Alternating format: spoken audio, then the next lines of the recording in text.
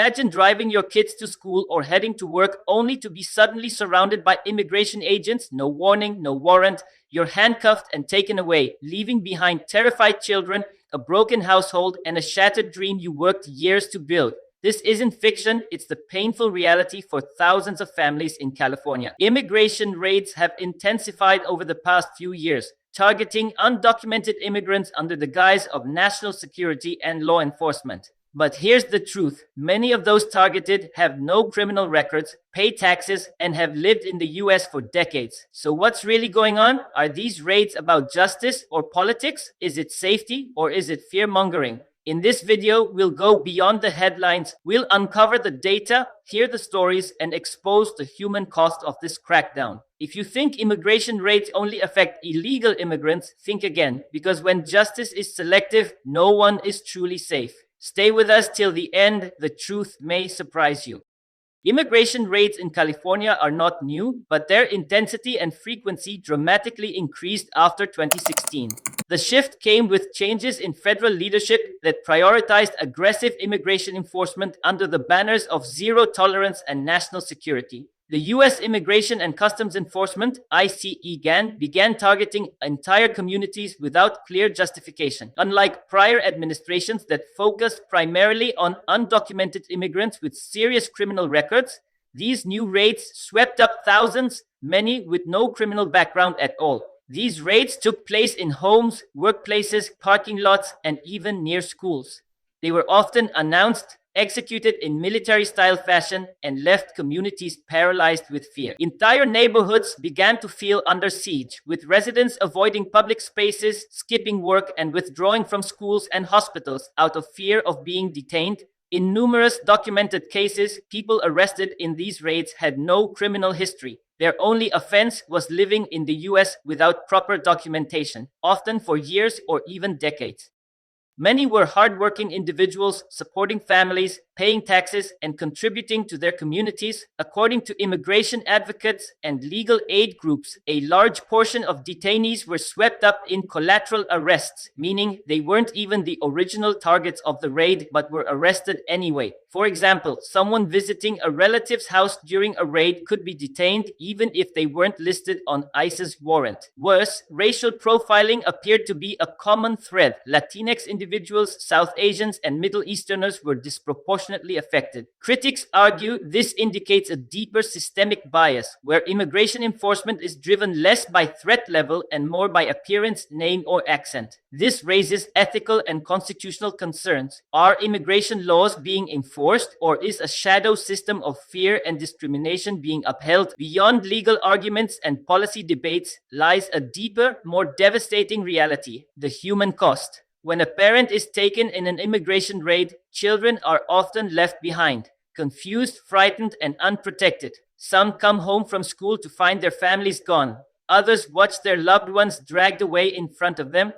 In many cases, children, including US citizens, are forced into foster care or left with relatives. One mother in Los Angeles, a caregiver at a senior home, was arrested during her lunch break. Her 2 young children were stranded at their daycare until a neighbor stepped in. In another case, a teenage girl had to drop out of school to support her younger siblings after their father was detained. The emotional and psychological toll is long-lasting. Anxiety, depression, and PTSD are common in children impacted by raids. Entire communities live in a state of constant alert, afraid to report crimes, seek medical help, or even attend school events. These aren't just numbers, they're real people, real families, and real futures being shattered. The cost of these raids cannot be calculated in arrest statistics alone. The trauma lingers far beyond the headlines. While federal authorities escalated immigration enforcement, the state of California mounted significant resistance. In 2017, California declared itself a sanctuary state, passing legislation, SB 54, that limited how much local law enforcement could cooperate with federal immigration agencies.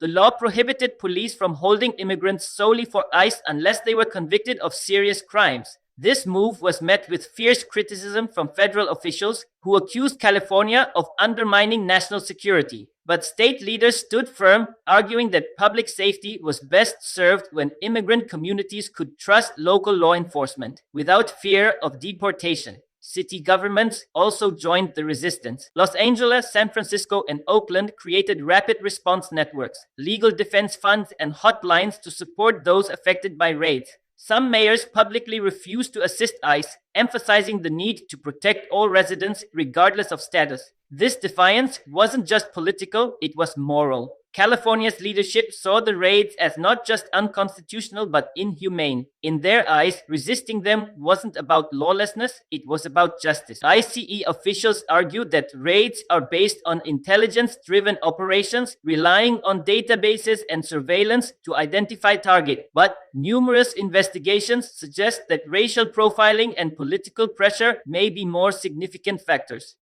In many cases, the information used by ICE was outdated, inaccurate, or based on anonymous tips. Some raids were launched simply because a neighborhood had a high immigrant population, not because specific individuals posed any real danger. Critics say this tactic unfairly targets communities of color and fosters a climate of fear and suspicion. Reports have also indicated that people were approached in public spaces like bus stations or parking lots simply because they look undocumented based on language, skin color, or clothing. Civil liberties organizations argue this violates constitutional protections against unreasonable searches and seizures. Moreover, timing matters. Several raids occurred just after contentious immigration debates or court rulings, raising questions about whether enforcement is being used as a political tool, not just a law enforcement mechanism. The future of immigration raids in California and across the country remains uncertain. On one hand, federal authorities continue to push for stronger border controls and interior enforcement. On the other hand, resistance is growing.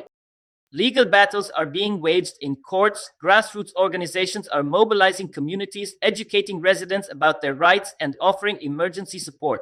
Sanctuary policies are being adopted by more cities for undocumented immigrants. The fear remains real. But so does the spirit of resilience. Many are organizing, speaking out, and demanding reform. Children of detained parents are telling their stories. Allies are marching, donating, and voting with justice in mind. The question is not just what ICE will do next, but what we will do. Will we look away or will we stand up for dignity, family, and justice? As we peel back the layers of immigration enforcement in California, we uncover more than just policy, we uncover pain, power, and perseverance. The raids may be carried out in the name of law, but their execution often betrays the values that law is meant to uphold: justice, fairness, and humanity. Families have been shattered, children have been traumatized, and yet the response from communities, from local governments, from everyday people shows us something powerful. Resistance is alive, and where there is resistance, there is hope.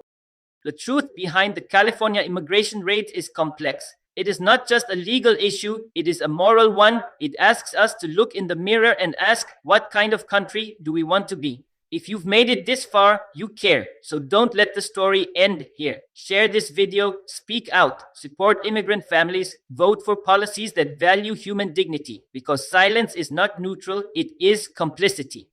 And in times like these, the truth needs all the voices it can get. If you found this video helpful, please like, subscribe, and click the bell icon to stay updated with our future videos. Thank you.